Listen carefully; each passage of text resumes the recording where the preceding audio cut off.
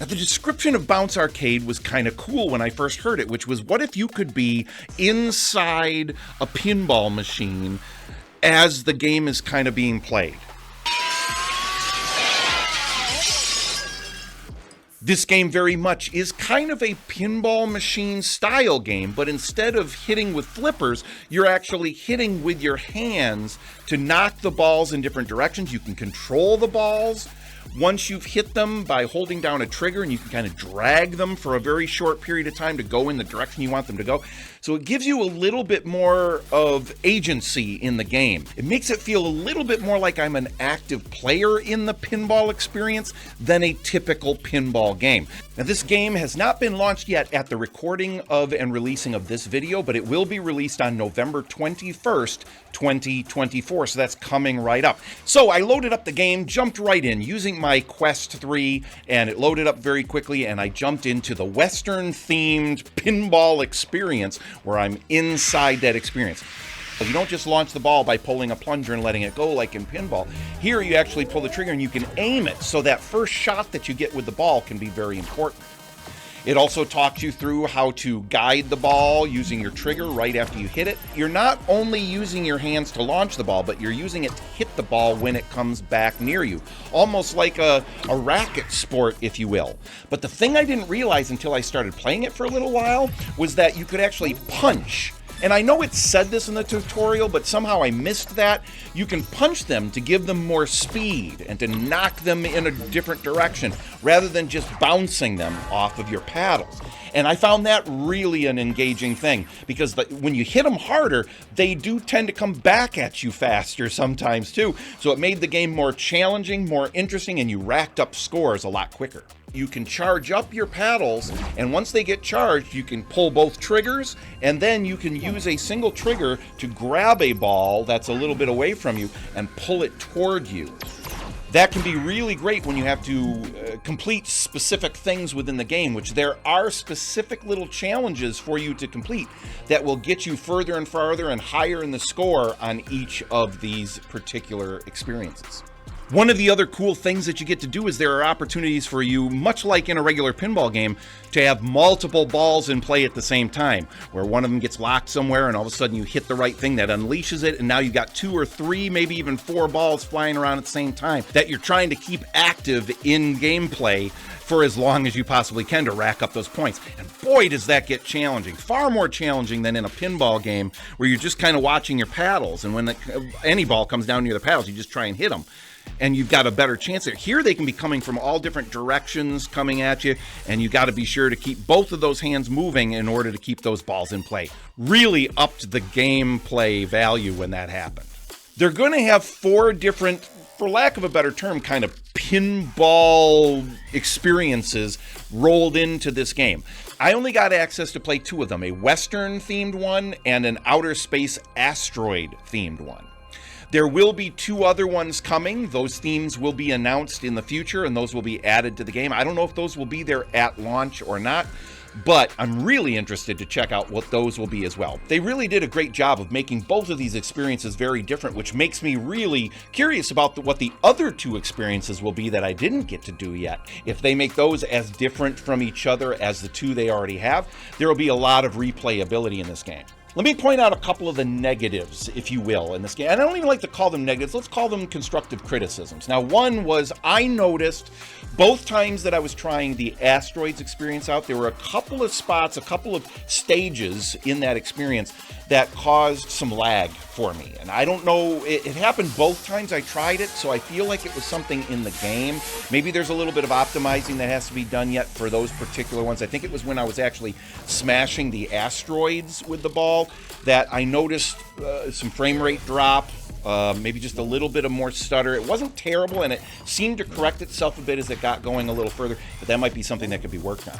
Another thing is going into each of the experiences realizing that there's more there than meets the eye. I kind of went through the tutorial very quickly, didn't pay attention to everything, didn't realize all the nuance of the game. And when I got in there, at first it felt like it might be just a little bit too repetitive, which sometimes pinball can be that way, right? But then as I realized, oh, I need to be, punching the balls to get the scores higher, faster, so I can unlock some of these special events that happen. Those special events really made things different and unique from regular pinball. So as it went on, I really started to settle into it. And before you know it, I was playing these rounds, and I would be playing for 30 or 45 minutes at a time and not even realizing. I would think I'd been playing for 5 or 10 minutes, and almost a half an hour or more had gone by. That's a really great sign for me for a game of this type. That isn't a story-based game. It's not something that you're going to be going on major quests or anything like that. It's not an RPG game with this giant mythology behind it. It's a game where you're going in there when you've got, 15, 20, 30, 40 minutes that you want to play something and you just want to dive in and have some fun. And it was very engaging, got me really involved, and before you know it, I was just enjoying and getting that endorphin hit from watching the score just crank up and seeing all the numbers pop up from the points that I was getting from hitting all the different things. I can also see where there could be some potential for some exercise to come from this, for it to be a part of my exercise regimen that I do in VR. Because as you're punching those, you're getting a little bit of exercise, like anyone who's ever played Synth Riders or Thrill of the Fight or something where you're moving your hands a lot and doing this, or even Supernatural or Les Mills, anything like that, any of those fitness games. I don't think you're going to be punching quite as much on a regular basis as you would in one of those experiences, but once I realized that punching the ball got it going a lot faster, I found myself punching a lot of the time, and after a little while I could feel it a little bit in my shoulders, and I'm like, okay, this could be another way to get some wonderful exercise without feeling like you're getting exercise. Gamify your exercise, always a good thing. But also, if you just want to sit and play and not punch super hard, you can play this quite passively as well, and I still think have a great time and do very well.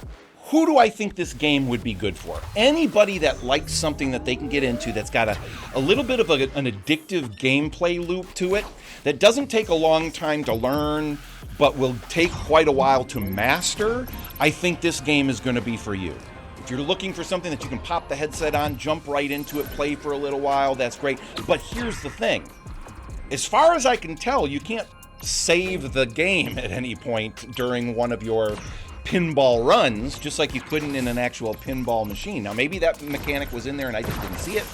So you will want to make sure that you've got time, because if you get on a run, I could see how you could be playing this for at least an hour with one run if you're really racking up the scores. There's a leaderboard that is up there, so you'll be able to see how your scores are competing with other people out there, including probably the devs, who are probably the ones that are near the top of that list right now, I'm guessing, because the game hasn't quite been released yet. But it will give you that thing to kind of fight for and fight toward and to compete against both yourself and others.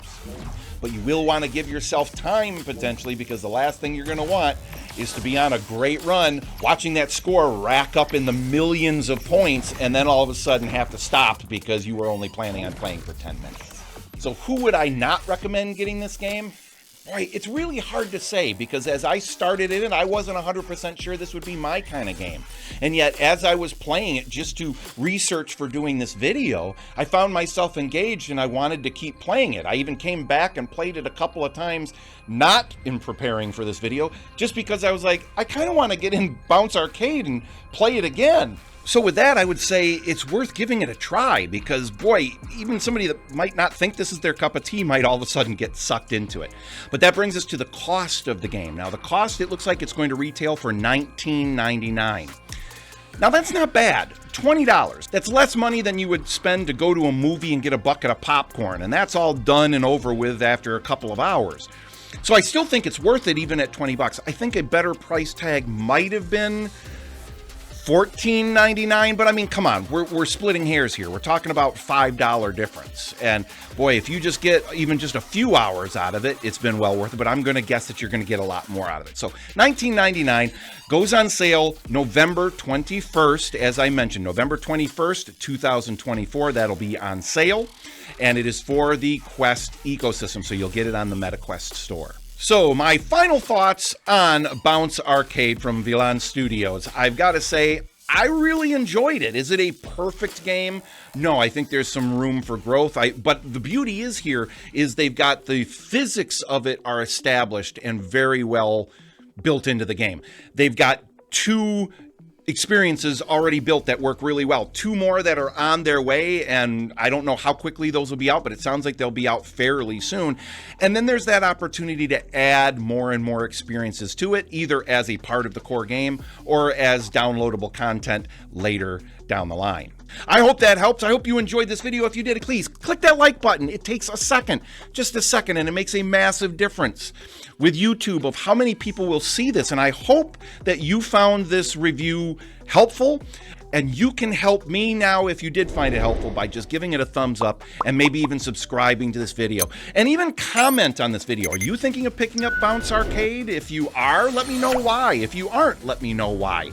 And if you do pick it up and you give it a try, see if you enjoyed it as much as I did, or more or less. I'd love to hear from you and continue this conversation. On behalf of Jolly Julian, I appreciate you virtualing your reality with my reality. We've merged our realities into a virtual cornucopia of realities.